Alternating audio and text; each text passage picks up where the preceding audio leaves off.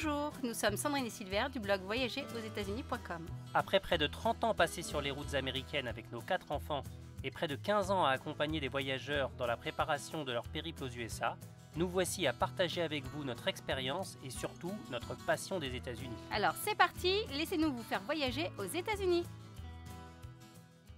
Bonjour, bienvenue dans ce nouvel épisode de Voyager aux États-Unis, le podcast. Bonjour. Alors aujourd'hui, on va vous parler d'un parc que j'affectionne tout particulièrement, à savoir... Bryce Canyon National Park. Voilà, vous allez essayer de comprendre pourquoi, effectivement, c'est un des parcs qui est vraiment très très visité et pourquoi il est intéressant d'aller le découvrir lors de votre séjour aux États-Unis. Voilà, donc effectivement, pour un séjour dans l'Ouest américain, et plus particulièrement sur le plateau du Colorado, c'est-à-dire toute cette zone qui se trouve à l'est de Las Vegas et où sont concentrés les plus grands parcs nationaux américains. Et quasiment au milieu du plateau du Colorado, on trouve Bryce Canyon. Voilà, donc Bryce Canyon, il est situé donc, entre Zion à l'ouest, Moab et Arches à l'est. C'est vrai qu'il est plus proche de Zion que d'Arches, voilà. Et il est au nord de Kanab et Page. Exactement. Donc il est assez central en fait sur le plateau du Colorado, mais c'est un passage assez classique et assez courant quand on fait un circuit dans cette zone de grands parcs. Et également, il est situé sur une route qui est la Highway 12. La route numéro 12 qui est très très scénique et qui fait partie des routes les plus mythiques pour ces paysages dans l'Ouest américain, donc raison de plus pour s'y arrêter. Effectivement, on va voir la spécificité de ce parc qui est essentiellement sa géologie.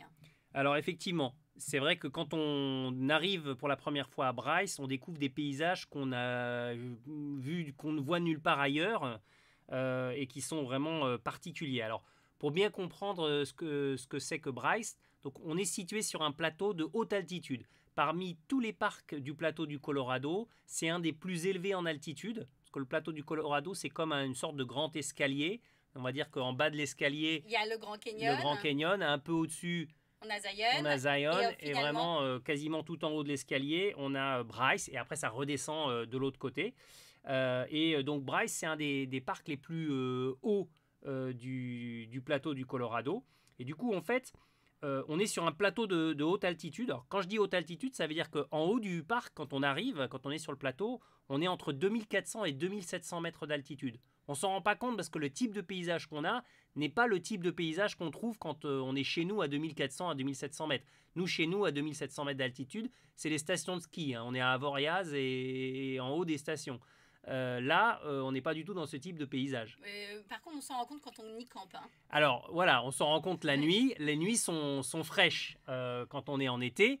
Et quand on y va aussi à d'autres saisons, les gens sont surpris de découvrir de la neige. Mais c'est pas surprenant d'avoir de la neige à 2400 mètres d'altitude. Voilà, au printemps, il n'est pas... on le voit assez régulièrement, de la neige, effectivement, à Bryce. Oui, jusqu'en avril, voire même jusqu'en mai, sans problème. Alors, c'est pas de la neige qui est incapacitante, qui va bloquer partout, mais on en voit à de nombreux endroits. Oui, exactement. Alors, en termes de géologie, comme tu disais, effectivement, donc on est sur un plateau de haute altitude, et quand on va arriver sur le bord de ce plateau, sur le bord de la rive, on va avoir devant nous un ensemble d'amphithéâtres qui vont s'ouvrir devant nous. Alors, c'est pas des canyons. Ça s'appelle Bryce Canyon, mais c'est impropre parce qu'un canyon est créé par une rivière qui passe. Le Grand Canyon, il y a le Colorado qui passe. Zion Canyon, c'est créé par la Virgin River. Il n'y a pas de rivière au fond des amphithéâtres de Bryce. C'est uniquement les écoulements de la pluie qui vont créer l'érosion qui va faire ces paysages particuliers. Et donc, du coup, on a des amphithéâtres, comme des sortes de bols très larges, qui sont remplis de formations rocheuses très étonnantes, qui ont été créés par l'érosion liée aux précipitations et qui ont creusé dans une roche sédimentaire qui est assez friable et qui est de couleur rouge, orange, jaune, blanche, ocre exactement, qui vont créer des milliers de colonnes qu'on appelle des cheminées de fées ou en anglais des hoodoos, qui vont donner un aspect spectaculaire et unique à ces dépressions, ces amphithéâtres remplis d'aspérité et de colonnes comme un hérisson.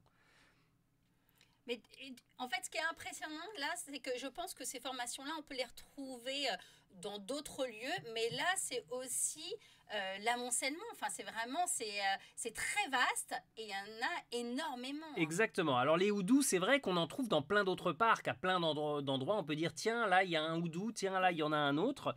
La différence avec Bryce, là, c'est qu'il n'y en a pas un, il n'y en a pas deux, il y en a 10 000. C'est juste énorme, il y en a partout. Et ça, c'est lié à la particularité géologique du parc.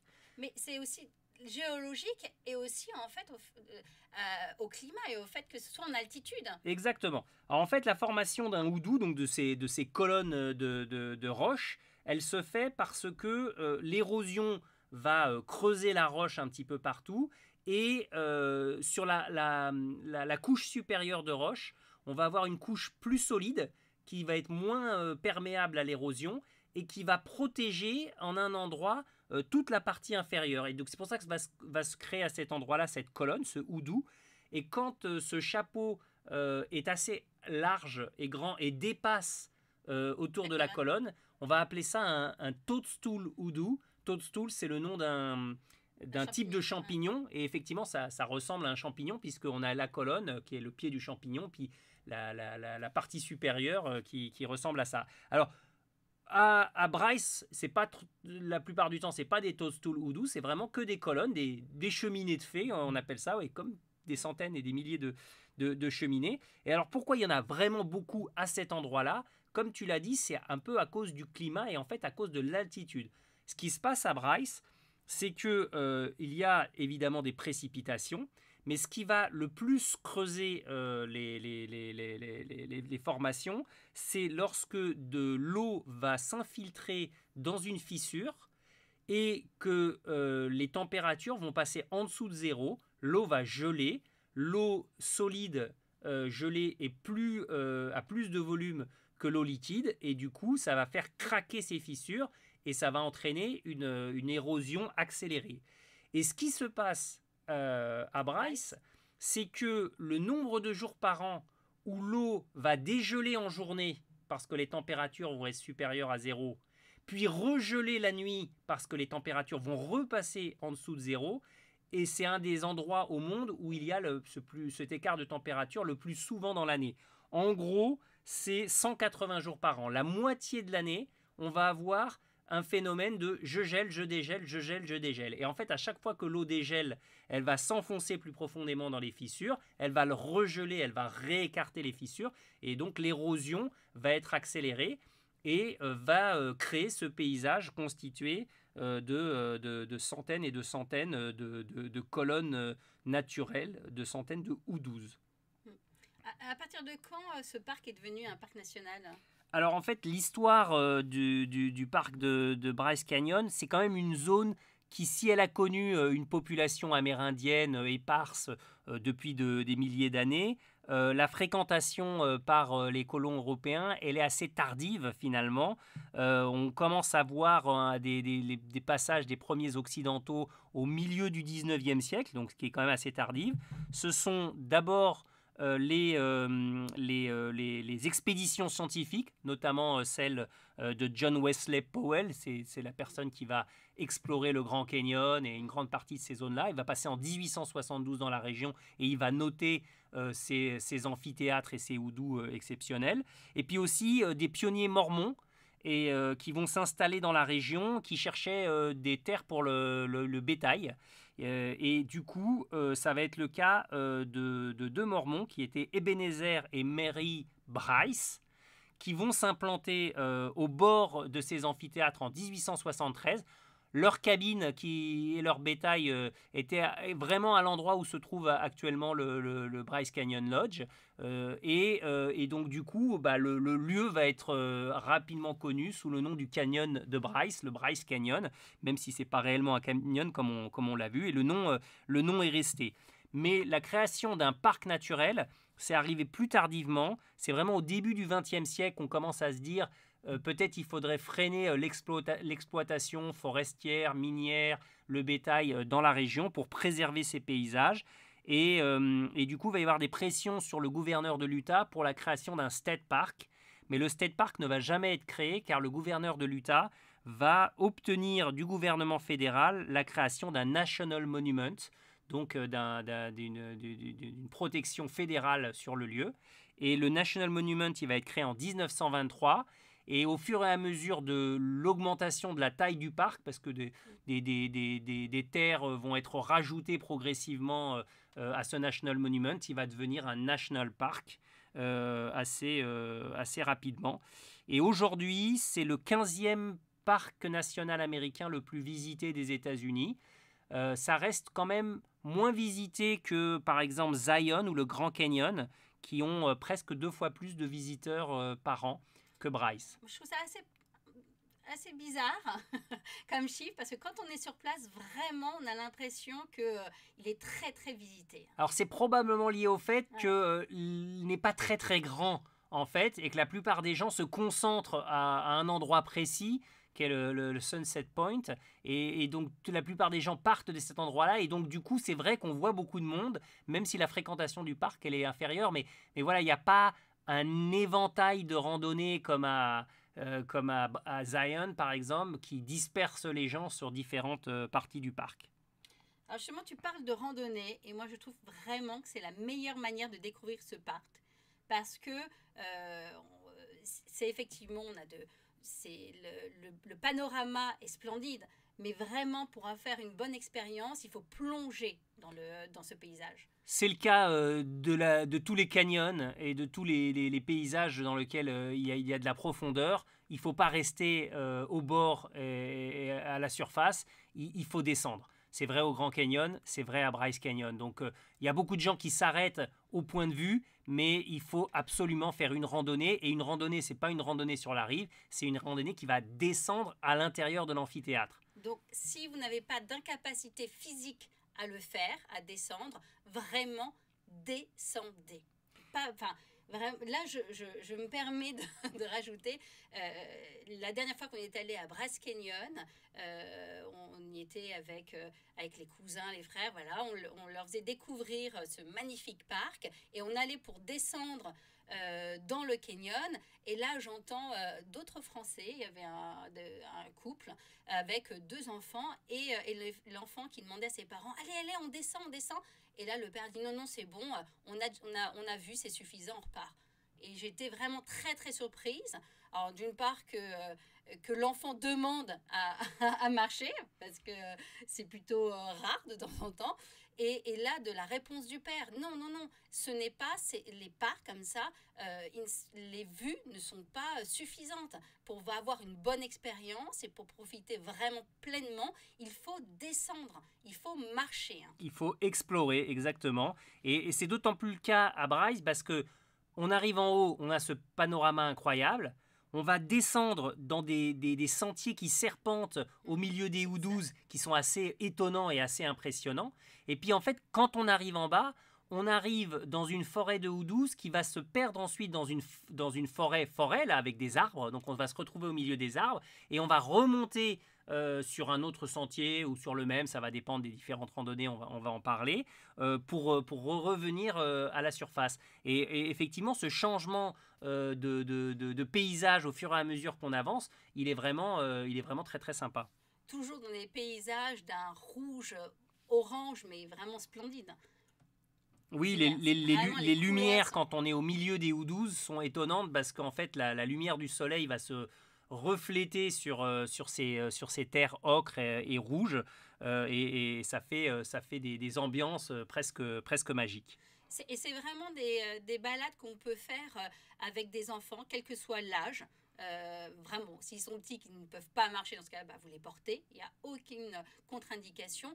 Et ensuite, elles ne sont pas difficiles. Après, vous mettrez peut-être plus de temps pour remonter ou pour descendre, mais vraiment, ce sont des balades faciles. Oui, c'est pas le Grand Canyon non plus. Il y a du dénivelé, mais il n'est pas si impressionnant que ça. On peut prendre son temps et surtout, il y a des balades courtes, des balades moyennes, des balades longues, mais elles sont tous dans les mêmes paysages. Donc même si vous choisissez de faire la balade la plus courte, vous aurez un aperçu complet des types de paysages que vous pouvez avoir. Donc c'est pas un parc qui est difficile pour la randonnée. En revanche, si on veut échapper à la foule, il y a des astuces à ne surtout pas oublier. Alors, la première, c'est partez tôt. Voilà. Il ne faut pas oublier que généralement, les gens, quand ils sont aux États-Unis, ils sont pendant leurs vacances. Pendant leurs vacances, ils ne veulent pas se lever tôt. Et du coup, ils commencent leur balade vers 10-11 heures. Donc, essayez de commencer votre balade plutôt vers les 8 heures. Alors déjà, parce que comme ça, vous éviterez la chaleur estivale, parce qu'il peut faire très chaud, effectivement, notamment aussi en plus si vous descendez dans le canyon. Donc, partez tôt, comme ça. Et ensuite, privilégiez les balades plus longues, parce que, effectivement, les gens feront des plus petites balades quand ils vont en faire. Et donc, si vous privilégiez les plus longues balades, c'est sûr que vous serez pratiquement seul au monde. C'est vrai que c'est particulièrement le cas à Bryce de le voir parce que les balades les plus courtes, vous pouvez faire une balade qui fait moins d'1 heure, qui va descendre et remonter en moins d'1 heure. Et elle est magnifique, il n'y a aucun problème là-dessus. Mais du coup, comme elle est courte, c'est la balade qui est la plus fréquentée. Et il y a vraiment beaucoup de monde. Si vous faites une balade qui fait 2 heures, 3 heures, il y aura quand même déjà moins de monde. Sur une bonne partie, vous serez déjà nettement plus seul. Et si vous choisissez de faire la balade qui fait 4-5 heures, vous serez absolument seul au monde dans ces paysages étonnants. Donc en gros... Et votre expérience n'en sera que meilleure. Bien sûr, bien sûr. Donc en gros, si vous voulez faire la balade la plus courte, il n'y a pas de choix, c'est le Navarro Trail, c'est celui qui part du Sunset Point et qui va descendre puis remonter de l'autre côté, qui va revenir sur le Sunset Point, mais par un deuxième sentier. Et honnêtement, si vous êtes sportif, ça se fait en 45 minutes, mais encore quand je dis sportif, il ne faut pas exagérer, on va dire 1 heure avec des enfants si vous y allez doucement. C'est vraiment une balade courte, mais effectivement, si vous ne partez pas très tôt, il y aura quand même vraiment pas mal de monde. Et surtout, il y aura du monde tout le temps. Il n'y aura pas de moment où vous allez vous extraire d'un certain niveau de foule. Alors oui, je précise aussi, quand on parle de randonnée, de balade, il est préférable de porter des baskets, des chaussures ou des chaussures de marche, mais pas des claquettes. Voilà, parce qu'en plus, on est sur des chemins, on est en pleine nature, sur des chemins avec du gravier, donc ça peut être glissant. Donc, portez de bonnes chaussures de marche ou des baskets pour faire de telles randonnées. Oui, cela va sans dire.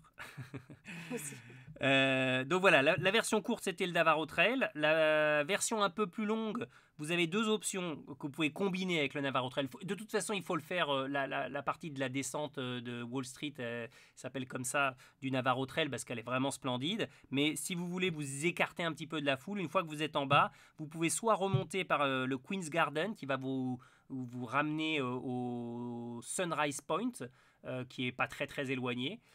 Soit vous faites le Peekaboo Loop qui va vous remonter de l'autre côté de l'amphithéâtre, et dans ce cas-là, vous prendrez une navette qui va vous ramener à votre point de départ. Il y en a tout le temps. Et là, pour le coup, la balade est un peu plus longue, ça va peut-être faire 3 heures tout compris, mais il y aura des sections plus importantes où il y aura moins de monde. Et puis, si vraiment vous voulez avoir personne, nous, on vous conseille le Fairyland Loop Trail. Le point de départ, il est presque après l'entrée du parc. Sur votre gauche, il y a une petite route qui vous conduit au Fairyland Point. Et là, vous pouvez laisser votre voiture, descendre. Là, il n'y a personne qui descend à cet endroit-là. Descendre au milieu des houdoux. Et ensuite, vous allez parcourir des paysages assez fantastiques avec des petites crêtes, des falaises, etc. Et rejoindre la zone du Navarro Trail, et vous ressortirez par le Navarro Trail à l'endroit classique. Bon, et une fois que vous aurez fait ça, il faudra prendre le Rim Trail le long de la rive pour rejoindre votre voiture, ou alors envoyer le plus courageux d'entre vous. Et pour les autres, aller au General Store pour aller manger une petite glace. Voilà, en attendant que l'autre aille chercher la voiture et ramène la voiture jusqu'au parking du Sunset Point. Alors, c'est une balade qui est longue, entre parenthèses, hein, mais qui n'est pas difficile. Hein. Nous, on l'a fait, je pense qu'elles avaient 4-5 ans, les filles, hein, les dernières. Oui, elles étaient jeunes, ça s'est bien passé, bien sûr. Donc, il n'y a aucun... voilà, il y a du dénivelé un petit peu à la fin quand on remonte, mais après, dans le reste, ça monte un peu, ça descend un peu, mais c'est globalement assez sur le plat.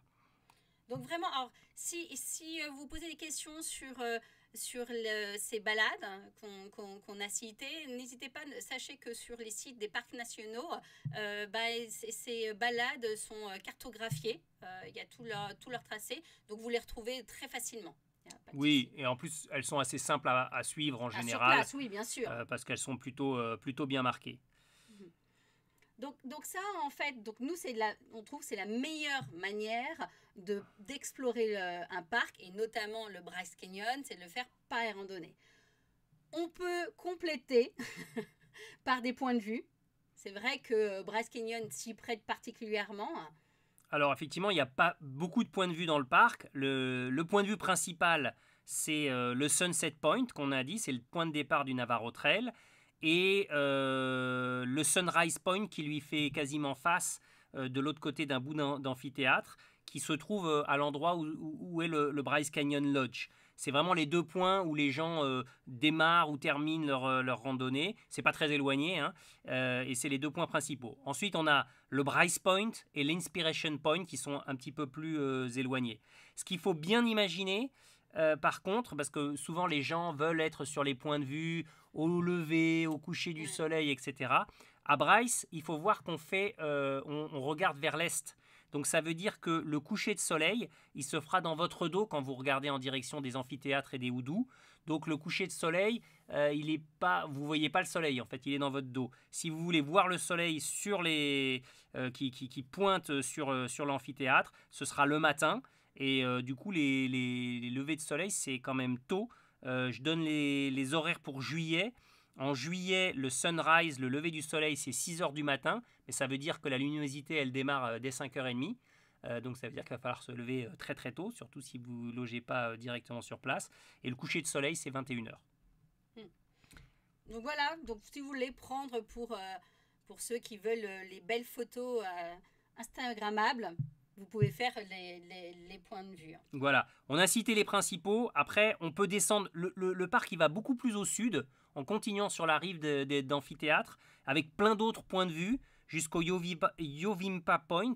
Mais très honnêtement, c'est quand même les mêmes paysages. Donc à mon avis, pour nous, faites une randonnée au niveau entre le Fairyland Loop Trail et le Sunset Point, et c'est pas vraiment la peine de continuer en voiture tout le long du parc sur ces autres points de vue qui sont quand même assez répétitifs en termes de paysage. Voilà. Alors il y a une autre activité qu'on peut faire dans le parc, qu'on peut citer, hein, à titre... Oui, les park rangers organisent des descentes dans le canyon à cheval. Alors c'est beaucoup cité dans les guides, etc., d'aller faire du cheval à Bryce. Nous, très honnêtement, on l'a jamais fait, mais on sait très bien ce qu'ils voient, puisqu'on les a rencontrés. Hein, voilà, ils passent sur les mêmes sentiers que les sentiers de randonnée où vous allez marcher. Donc, c'est pas pour voir d'autres paysages, c'est pour faire une autre activité, mais c'est exactement les mêmes randonnées, mais à cheval. Nous, ce qui nous dérange un peu, oui, continue. ce qui nous dérange un peu, c'est le côté un petit peu usine. C'est-à-dire qu'il n'y a pas un petit groupe avec un guide et 6 ou 7 chevaux. Il y a une colonne de 30, 40, 50 chevaux, je ne sais pas combien ils sont, mais ils sont quand même très nombreux, qui partent, qui s'arrêtent à chaque fois qu'il y a un petit souci, qui repart. Voilà, donc on est un peu les uns derrière les autres, surtout si on est à l'arrière de la queue. Ça fait un peu moins rêver qu'à d'autres endroits. Ouais, on trouve que l'expérience n'est pas forcément unique là. Ouais, on pense qu'il y a d'autres lieux justement pour en faire. Ouais, il y en a d'autres lieux, en plus à proximité. Si vous voulez faire une balade à cheval pas loin, vous avez le Red Canyon, qui est le parc qui est juste à l'ouest de Bryce, ou le Kodachrome State Park, dans lequel on peut faire aussi des très très... Voilà, ça se trouve là pour le coup à l'est, de l'autre côté des amphithéâtres. Et les paysages sont très très sympas aussi. Et là pour le coup, il y a beaucoup beaucoup moins de monde. Et des balades un petit peu plus sportives, à cheval. Je ne sais pas si tu t'en souviens, notre balade à Sada. Des balades un peu plus sportives, voilà, Kodachrome notamment, la balade de 2 heures sur le Panorama Trail est très très sympa, mais on le sent dans les fesses à la fin de la journée. Voilà, donc il y a aussi Bryce peut être aussi le point de départ d'autres randonnées dans les alentours.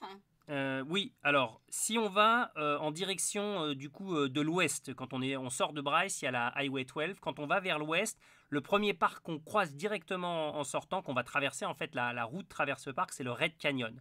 Et dans le Red Canyon, il y a des options de randonnée. Nous, on aime particulièrement le Buckhorn Trail qui part depuis le camping du Red Canyon.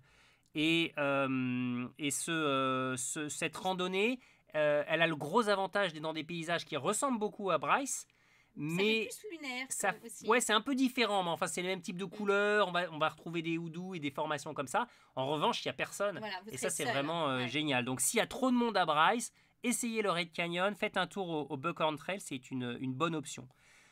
Si on va encore plus à l'ouest que le Red Canyon, on peut arriver au parc de Cedar Breaks, qui est, je crois, un National Monument. Et Cedar Breaks, c'est exactement le même type de paysage que Bryce, c'est-à-dire que c'est des amphithéâtres remplis de houdous, sauf que là, cette fois-ci, ils sont tournés vers l'ouest et non pas vers l'est, donc c'est vraiment la même chose de l'autre côté. Mais il y a une raison pour laquelle on pense que ce parc ne vaut pas le coup par rapport à Bryce, c'est vraiment parce que il n'y a aucun sentier qui descend. Les seuls sentiers sont sur la rive, et du coup, on n'a que des points de vue. Et pour nous, c'est dommage de ne faire que des points de vue. Donc du coup, il faut aller à Bryce pour descendre. Et si vous êtes allé à Bryce, il n'y a pas de raison d'aller à Cedar Breaks pour voir le même type de paysage sans les sentiers. Donc voilà. Et enfin, bien sûr, de ce côté-là, il y a Zion. Alors effectivement, après si on continue la route et qu'on descend un tout petit peu vers le nord, on va avoir le Zion National Park et où Page et le lac Powell si on partait dans l'autre sens. Donc ça c'est si on part dans les routes vers l'ouest. Maintenant si on part vers l'est, le premier parc qu'on va rencontrer juste à l'est, à une demi-heure en voiture de Bryce Canyon, c'est le Kodachrome State Park, qui est un parc qu'on aime beaucoup, qui est un petit parc, mais qui a des balades très sympas. J'ai cité le Panorama Trail, qu'on peut aussi faire à cheval. Il y a le Angel Palace Trail, qui est très sympa. Et puis, de l'autre côté du parc, il y a le Shakespeare Arch Trail, qui est aussi très, très sympa, où on fait tout le tour d'une butte. Les formations sont différentes par rapport à Bryce, ça se complète vraiment bien. Et il propose avec plusieurs petites balades, et à chaque fois aussi des paysages différents. Exactement. Et il faut noter aussi que le Kodachrome State Park a un superbe camping pour les campeurs, que ce soit sous tente ou en camping-car. Des sanitaires incroyables.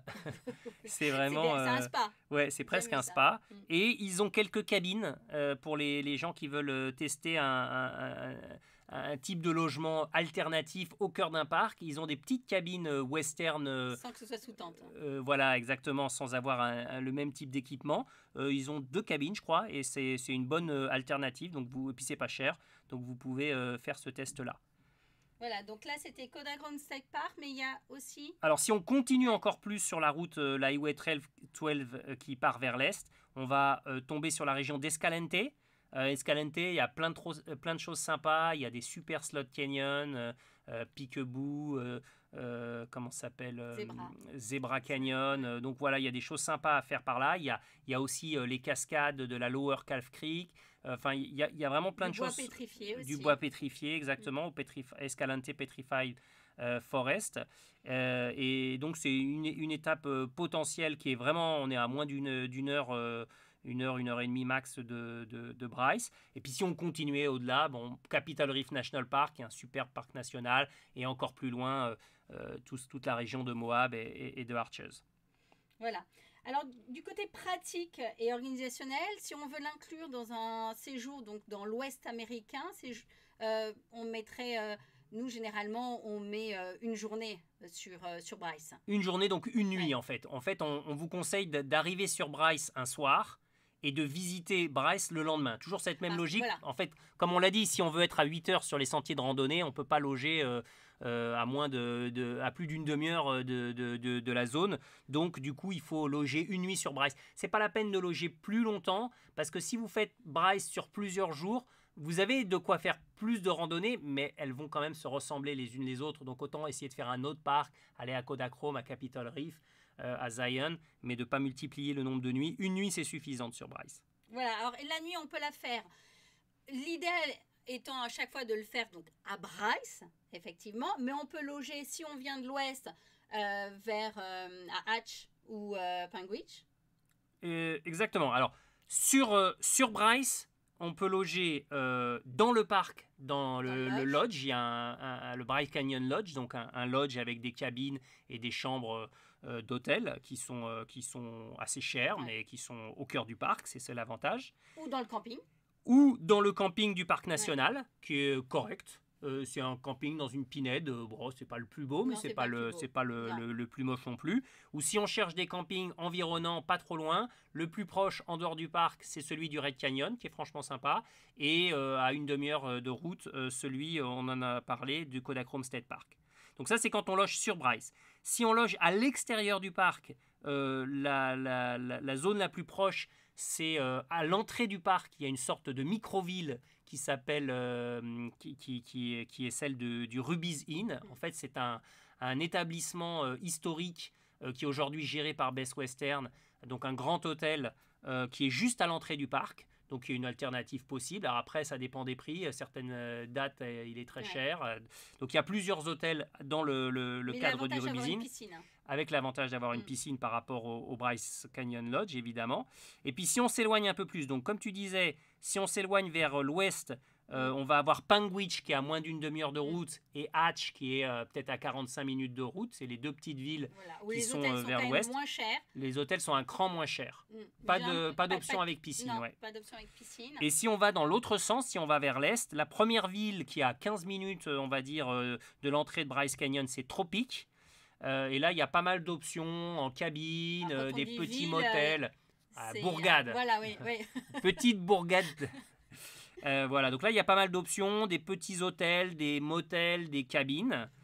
Et si on s'éloigne encore un peu plus, il y a Cannonville, où il y a un ou deux hôtels également. Cannonville, c'est vraiment ce qui est à côté du Kodachrome State Park. Et puis après, Escalante, c'est quand même un cran plus loin.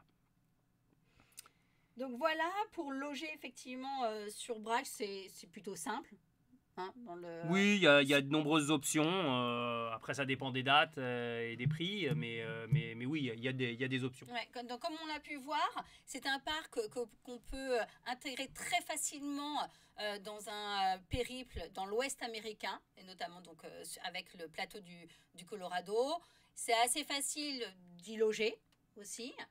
Et c'est un parc qui plaît toujours. Les gens reviennent toujours en disant que c'était parmi les paysages les plus impressionnants qu'ils aient vus. Donc voilà, on ne fait pas de fausses notes, on est sûr que ça va plaire. De fait, nous, ça fait plus de 20 ans qu'on y va et on ne s'en lasse pas. Enfin, si on passe dans la région, on s'y arrête. Ouais. Donc, on vous invite à mettre dans les commentaires si vous êtes déjà allé à Bryce, ce que vous avez pensé. Est-ce que vous êtes d'accord avec nous ou pas? Et si vous avez des questions, n'hésitez pas aussi à les poser. Et on vous dit à très bientôt pour un nouveau podcast. À très bientôt. Nous espérons que vous avez passé un excellent moment à l'écoute du podcast Voyager aux États-Unis. N'hésitez pas à réagir dans les commentaires, à liker si vous avez aimé et bien sûr à vous abonner si vous voulez écouter nos prochains épisodes. Vous pouvez également poursuivre l'expérience sur notre blog voyagerosetats-unis.com ou nous contacter directement si vous souhaitez être accompagné dans la conception de votre prochain voyage aux USA. On vous dit à très très bientôt pour encore plus de soleil et de voyage au prochain épisode de Voyager aux États-Unis, le podcast.